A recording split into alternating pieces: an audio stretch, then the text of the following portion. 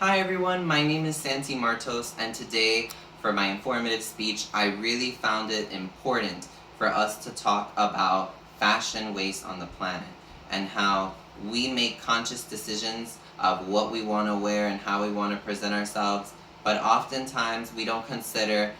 how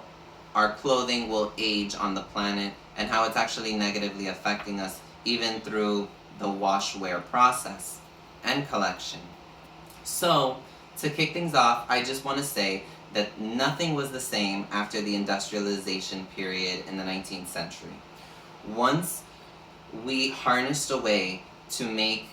fabric at a much more easy, quick, and cost-effective way, which means paying less people, unfortunately, we never really turned back.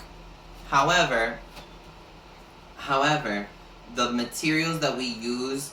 now to create fabrics are partially being overlooked and not being considerate for the future.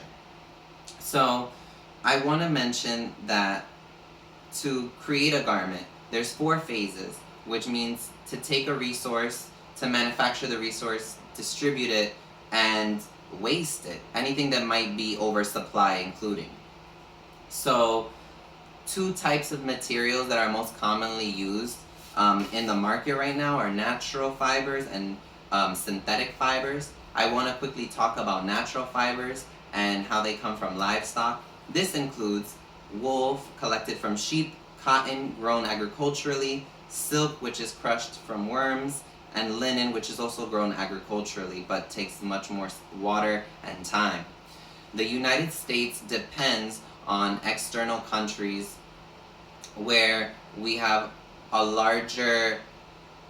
workforce and availability to create these garments in places like India, China, and Pakistan, where although these countries have low levels of water and they suffer from a water scarcity, they still provide the most that they can to ensure that we have the fashion material, the garments that we in the West so highly demand. In exchange, the negative externality of even using these natural resources is that while they are easy to recycle, they are harmful when being broken down.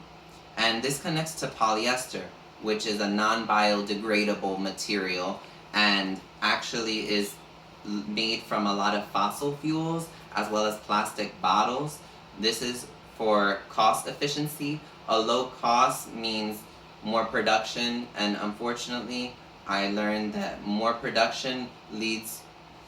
to more waste because a lot of clothing that's overproduced is not at all completely bought.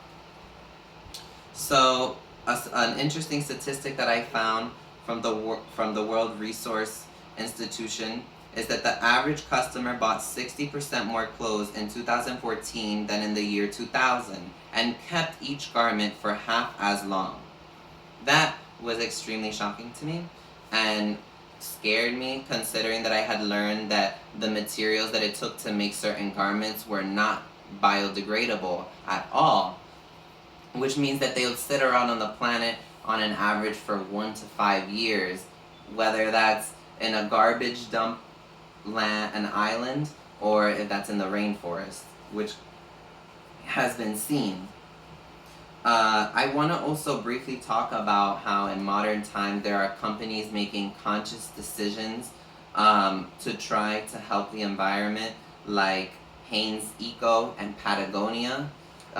They're both trying to recycle their own cottons of oversupplied garments to ensure that customers of their products, though might not purchase something one year, could purchase a different product the next year made from the same material of what was not sold last year. This is tremendously helpful, but some other techniques that you can practice individually that is outside of purchasing power, like I've taken upon myself to get a sewing machine so that I can turn my jeans into summer shorts, or I can construct together cotton shirts. I find this to be the most practical for me, although I understand that a lot of other people decide to take the route of thrift store shopping, which is donating the clothes that they do not use anymore and purchasing someone else's unwanted clothes. And this is helpful to the environment because we're starting this cycle of internal trade, and this is beyond important. This is the beyond most important thing to change about our planet, because overproduction is only leading to more garbage islands and unhealthy families who